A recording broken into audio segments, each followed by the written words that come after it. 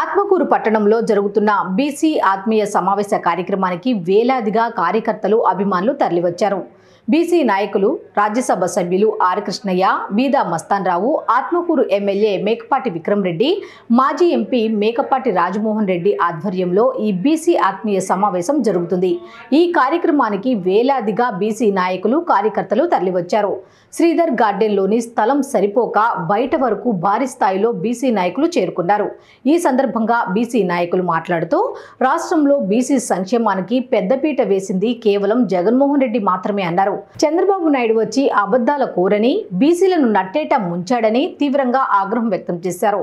బీసీలకు న్యాయం చేసింది ఒక్క జగన్మోహన్ రెడ్డి మాత్రమే అన్నారు. ఆత్మకూరులోని శ్రీధర్ గార్డెన్లో జరుగుతున్న బీసీ ఆత్మీయ సమావేశం నుంచి మా ప్రతినిధి శ్రీనివాస్ రెడ్డి మరింత సమాచారం అందిస్తారు. అంటున్నాడు. ఆల్రెడీ జగన్మోహన్ రెడ్డి గారు ఇటు స్థానిక సంస్థలు కానీ, ఇటు అసెంబ్లీ సీట్లు కానీ, ఎంపీ సీట్లు కానీ బీసీలకు ఎక్కువ సీట్లు ఇచ్చారు. అయినా నేను ఇంకా ఎక్కువ ఇస్తాను, నాకు ఒక అవకాశం ఏంటి మళ్ళీ అని చెప్పి చంద్రబాబు నాయుడు అంటున్నాడు. నేను అందుకే చెప్పేది, ఇప్పుడు జగన్మోహన్ రెడ్డి గారు బీసీలకు ఏం చేయాలో అంతకంటే ఎక్కువ చేస్తున్నారు. ఆ రాష్ట్రంలో ఉన్న ప్రతి బీసీ సోదరుడికి అది తెలుసు. కానీ ఈ రోజు చంద్రబాబు నాయుడు గారు ఎప్పుడైనా సరే అపోజిషన్ పార్టీ నాయకుడు, అది వైఎస్ రాజశేఖర రెడ్డి గారు కావచ్చు, వైఎస్ జగన్మోహన్ రెడ్డి గారు, వాళ్ళు చేసిన తర్వాత దానికి మించి చేస్తానంటున్నాడు తప్ప జగన్మోహన్ రెడ్డి గారు చెయ్యకముందు ఇవన్నీ చేయొచ్చు కదా, ఇవన్నీ నేను చేశానని చూపించవచ్చు కదా. అతనికి ఈరోజు చెప్పుకునే దానికి ఏది లేదు కాబట్టి జగన్మోహన్ రెడ్డి గారు చూపించిన దారిలో దాన్ని సింగిల్ అంటే నేను డబుల్ అంటున్నాడు. మీకు గుర్తుందో లేదో, 2004లో రాజశేఖర రెడ్డి గారు గెలిచినప్పుడు, మళ్ళీ 2009లో ఎన్నికలకు వచ్చినప్పుడు చంద్రబాబు నాయుడు గారు మహాకూటమిని ఏర్పాటు చేసి ప్రతిదీ ఫ్రీ అన్నారు. అప్పుడు అందరూ చంద్రబాబు నాయుడు గారిని ఆల్ ఫ్రీ బాబు అన్నారు. ఇప్పుడు మళ్ళీ అలాగే పిలుస్తారు అంతే. చంద్రబాబు నాయుడు గారు ఇప్పుడు ఆల్ ఫ్రీ.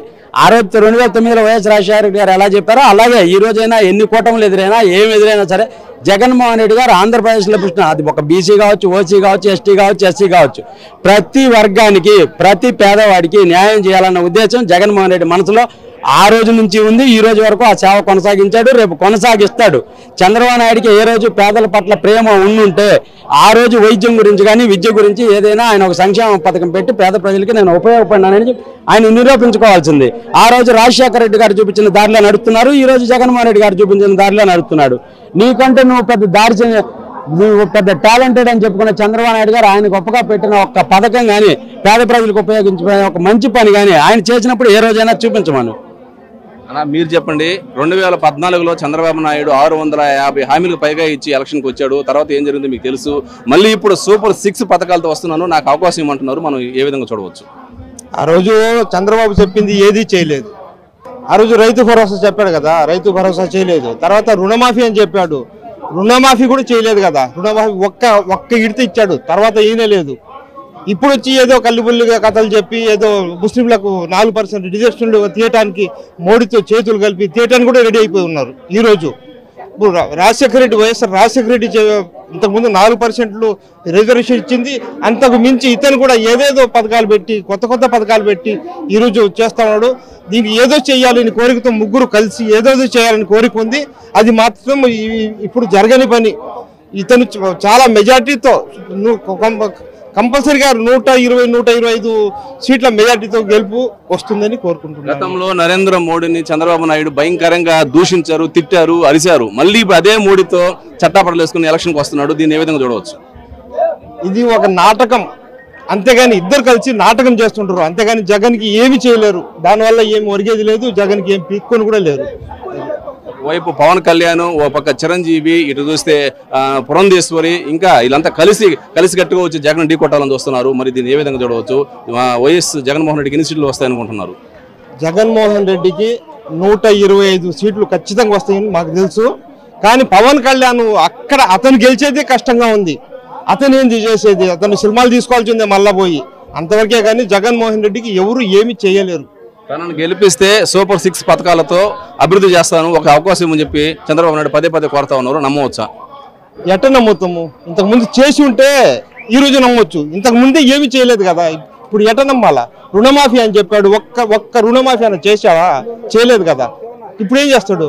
ఇంతకుముందు ఒకసారి రైతులు ఏదో కరెంటు ఇబ్బంది అని పోతే వాళ్ళతో వాటర్ కొట్టి, గుర్రాలతో తొక్కించి, ఫినిషింగ్ చేసి ఏదేదో ఇబ్బందులు పెట్టి నష్టపరిచినోడు ఈ రోజు ఏం చేస్తాడు? అంటే ఈ ఎన్నికలో వన్ సైడ్ గా జరిగే అవకాశం కనిపిస్తుందా? వన్ సైడే. ముస్లింలు ఒక్కరు మాత్రం చంద్రబాబు చేయరు. ముస్లింలు ఒక్కరు కూడా చంద్రబాబు కేసు పరిస్థితే లేదు.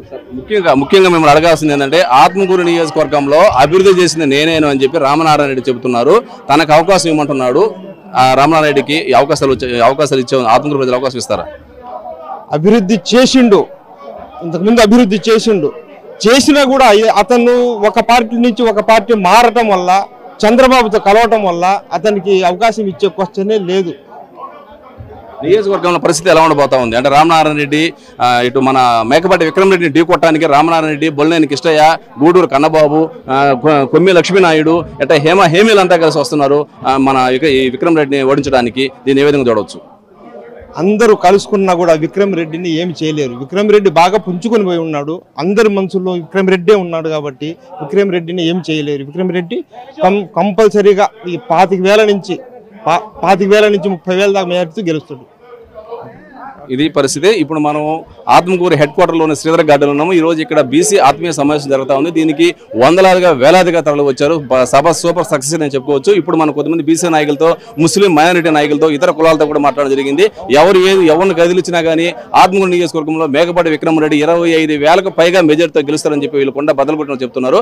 అదేవిధంగా చంద్రబాబు నాయుడు మాట ఎత్తితేనే వీళ్ళంతా సీరియస్గా అయిపోతున్నారు. గతంలో నరేంద్ర మోడీని ఎన్నో విధాలుగా ద్వేషించి, తిట్టి, అరిసి మళ్ళీ అదే మోడీతో ఈ రోజు చట్టాపట్టేసం తిరుగుతున్నాడని చెప్పి చంద్రబాబు నాయుడికి అసలు రాజకీయాల్లో ఒక విలువ లేదని చెప్పి వీళ్ళంతా ఆగ్రహం వ్యక్తం చేస్తున్నారు.